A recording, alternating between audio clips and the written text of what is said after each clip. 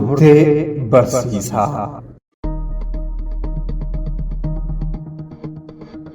Manojii Abbaa Langaa Godina Shawaa Lixaa Oolmaa Dhaddachaa himatamaan yakka miidhaa saalqunnamtii daa'imaa irratti raawwate hidhaa cimaan adabame.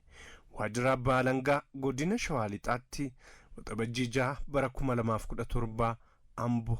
himatamaan Gammachuu Taayyee Raggaasaa jedhamu gaafa guyyaa 24 baatii 5 bara 2017 guyyaa keessaa tilmaamaan sa'a 6 yommuu ta'u Godina Shawaa Lixaa Haanaa Tokkee Kuttaayee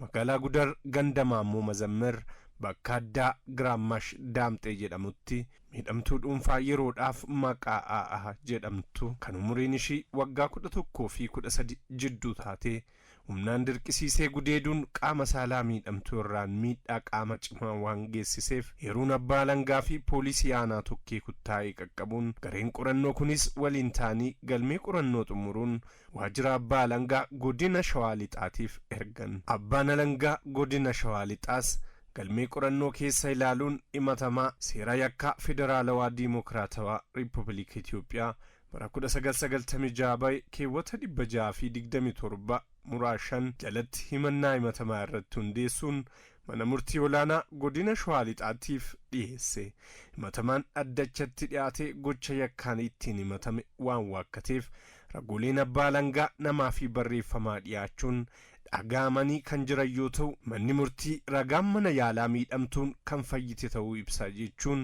keewwata itti himannaan dhiyeessite jalaa baasuun himatamaan seera yakkaa keewwata 627 muraa tokko jalatti akka ofirraa ittisu ajajamee himatamaan ragaa ittisaa dhageessifatee ragooleen ittisaa himatamaa irraa waan hin ittisneef manni murtii olaanaa Godina Shawaa Lixaa dhaddacha gaafa guyyaa 5 baatii 10 bara 2017 ooleen himatamaa irratti murtii balleessummaa erga kenneen booda yaada adabbii bitaa fi mirgaa fuudhuun akkaataa qajeelfama adabbii lakkoofsa 2 bara 2006 gulantaa adabbii 32ffaa jalatti hidhaa cimaa waggaa 13 adabeera. Yakka waliin taanee haa hittisnu raawwatamee yoo argame seeratti dhiyeessuun olaantummaa seeraa mirkaneessinuun dhaamsa mana hojii Abbaa Langaa Godina Shawaa Lixaati. Uraa bulaa deebanaa ulfaadha.